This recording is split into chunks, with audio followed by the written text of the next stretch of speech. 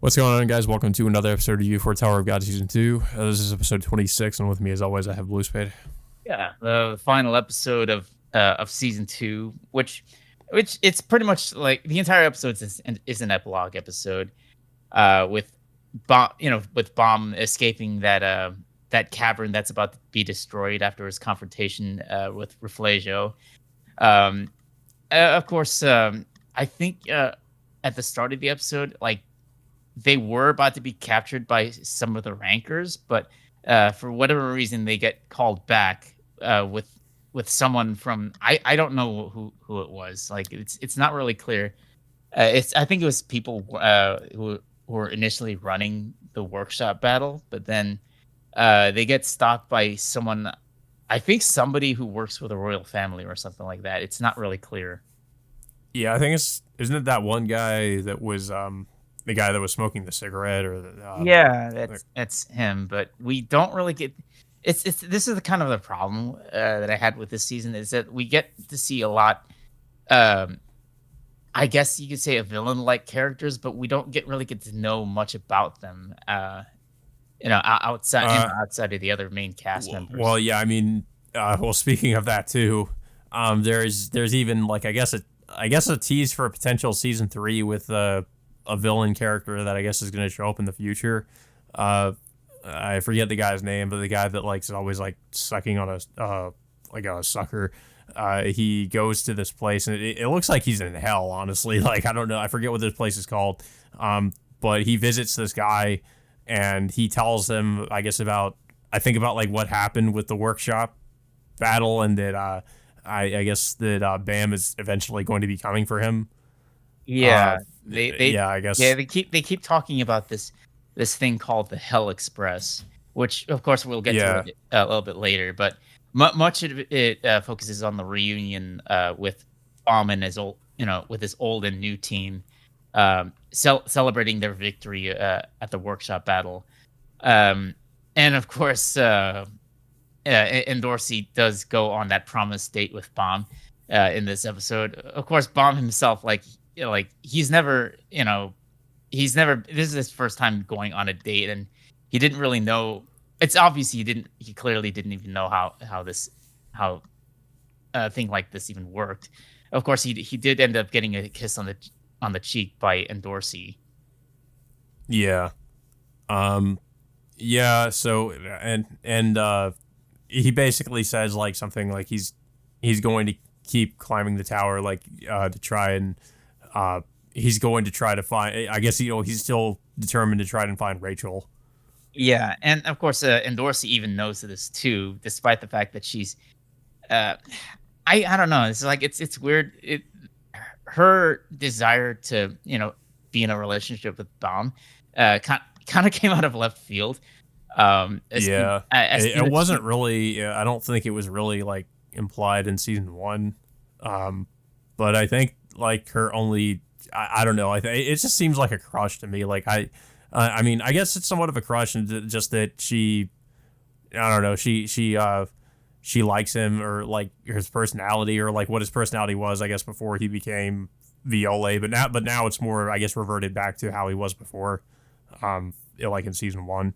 Yeah, she even sees this during during the date when she sees his like more cheerful personality as she once did once he was with them in season one. Um, Mhm. but yeah, but it turns out that like, it's a short-lived reunion, unfortunately, because some of the team members do have to go their separate ways because they're not in the same. I guess they're not really at the same ranked level as they are for them to climb the tower together. So I think it's Liso's team and Endorsi have to go their separate ways before they have to take several tests before uh, I guess in a way rejoining up with Bomb's team later down the road. Yeah. Um, and then also what was that guy? He that guy who was I guess I forget. I can't really forget his name. The dude that was in like not a coma, but he was like sleeping. It was Uh, Kong. Yeah, it was Kong. Yeah, I think so. Like, yeah, he is too. Yeah, I mean, Kong is asleep because of, I guess, and we learned about like what Kasano did, um, and the Kasano, like, I guess now they're gonna try to go after him, because he was partially, like, or I guess somewhat responsible for awakening Emily. Yeah, and Yeah. so like yeah, he's also headed towards the Hell Express, and that's the next location where Bomb and his team are going to be headed is to Yeah, and he took that one guy with him. yeah, and of course I don't know if you've seen the post credit scene in that Yeah, episode. yeah, that was what I was referring to. Yeah, so On the other scene as well, but um, yeah. So they also like they what's that woman's name? Like Hyo-rang, the one yeah, that was trapped in the, yeah, she, like, I guess she's okay, because they were, I guess that was also what they were talking to her about, like, I guess kind of figuring out what they should do next. mhm. But yeah, about the post credit scene. And I was saying this too because my prediction was that we were going to see Rachel at the very end of the season, or at least at some point near the end. So yeah, we see Rachel again, and she apparently is now a part of this. I don't know, this group of people. Because Kun even says, like, Rachel, like, he's still going to go after Rachel. He's determined to find her as well, I guess, just like Bam. So he's still trying to go after her, and he's planning to go after her and kill all the, I guess, the people she's allied herself with, as well as, I guess, maybe try to kill her. But Rachel, like, reveals herself at the very end, and what was it? I forget who she was working with. It was like we don't know who exactly it is, but like there are these other people, I guess, who are I guess helping her out. Yeah. Um, She said she wants to save the tower or something. It's not really clear yeah, what her motivations are at this point because all we know is like she wants to climb the tower, but she went out of her way to betray Bomb in season 1, and of course we don't really get to see. Of course, we don't get to see that reunion in this season.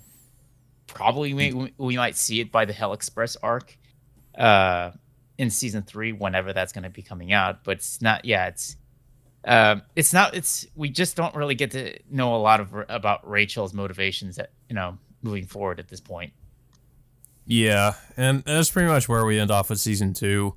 I feel like with all they were kind of setting up at the end of this season, like there might potentially be a season 3. I don't know. It's hard to say. I mean, I hope if there is that, maybe we don't have to wait as long as we did in between seasons, like with season 1 and 2. Yeah, I mean, we waited like 4 years for this season to come out. Yeah. And I mean, I feel like, to me, it seemed like at least the animation quality got a little bit better at the end with the workshop battle arc, and not like to a significant degree, but it felt like it was a little bit of an improvement, and I felt like the story got a little bit more interesting too, but yeah, I think the weakest part of season 2 was probably like the first half of it, because it just felt like some things kind of got rushed or sort of glossed over. Whereas with the workshop battle arc, at least things made a little bit more sense. And some of what was happening with the characters like Bomb and the others were a little bit more interesting than what was going on in the first part of the season 2. It wasn't bad, but it was definitely like not as good, I guess, in comparison to the second half. I guess if I were to rate it, I'd probably say it's a 7. But I'd probably say the first season's also a 7, so it's hard to say. I mean, because I felt like this season in some ways was a little bit of a step down from season 1, at least in terms of the sort of, I guess, updated art style and animation. Yeah, because I kind of preferred season 1's. So yeah, I guess I kind of have some somewhat mixed feelings on season 2, but it was not bad, but it could have definitely been a lot better. yeah. And I mean, I'm hoping that like season 3 maybe fares a little bit better in that regard. Yeah. Well, if they are going to do a season 3. I mean, for season 2, it did take me by surprise that this was gonna be 2 cores rather than Yeah, just I that. didn't expect that either. I was thinking it was going to be like season 1, where it was going to be like 12 to 13 episodes or something. But Yeah. yeah, I didn't think it was going to be a full season. Had it been 1 core and end off like that, I would've been a lot more disappointed in that season more than I did with season 1. But with them Yeah, adding, like, that 2nd core, it kinda saved it, at yeah, the end right there. yeah. I would agree. But yeah, I don't really have much else to say. It was okay. Like I said, I have somewhat mixed feelings about it, but I mean, I was just, I was somewhat, I guess, glad to see the continuation of the story from season 1, even if some things could have been handled better.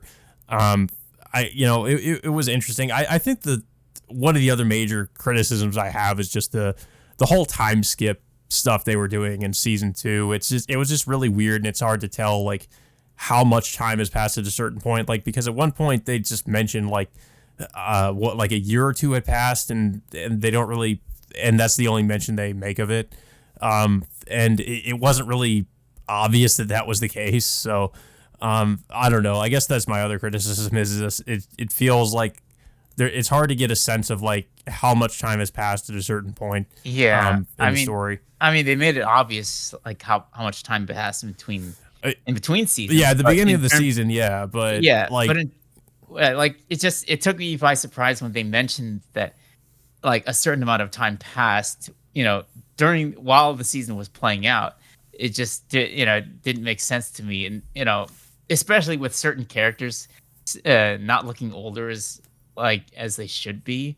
mhm. Yeah, but oh yeah, we also forgot to mention that Bama also cut his hair by the end of the season. Yeah, So now he no longer has the long ponytail. He's back to his old, like, short hairstyle like he did in season 1. yeah, yeah. I mean, he looks a little bit different, but yeah, it's still pretty much the same hairstyle. Um, but yeah, I don't really have much else to say about this episode in season 2. I don't know if you have anything else to say about it. Yeah, it was so surprisingly decent season. Um, Yeah, but like I said before, like, I would have been super disappointed had it been just 1 core. But with them adding that 2nd core with a workshop battle, and then reestablishing Bomb as the main character again, and him and the story of him reuniting with his old friends from season 1, I think I think it ended off on a pretty uh decent note. I guess like, resolved that part of the storyline in a way, with him reuniting with his old friends. But now, like, we have to wait and find out when season 3 is gonna come out, and hopefully it's not gonna take like 4 years like it did with season 1. yeah. I mean, the other thing too is that it just does not seem like this is something that took 4 years to make. When you look at, just the way everything looks. It could have just been because of various different things, I guess, that delayed the production of it. Well, I mean, Um, it was a completely different studio that was working on well, yeah, season yeah, 2, so yeah, that could have been the reason. I could assume that. I mean, hopefully they're not going to change studios again for them to delay this for that long again. But yeah, I did like this. I do think that this was somewhat of a more improved season than season 1, since we do get a lot more development with Bomb as a character, and he's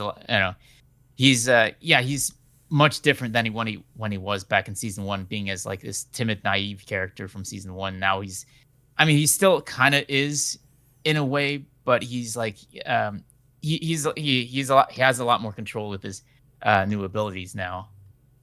yeah. And I mean, you feel like he's gone through a lot more in that time as well.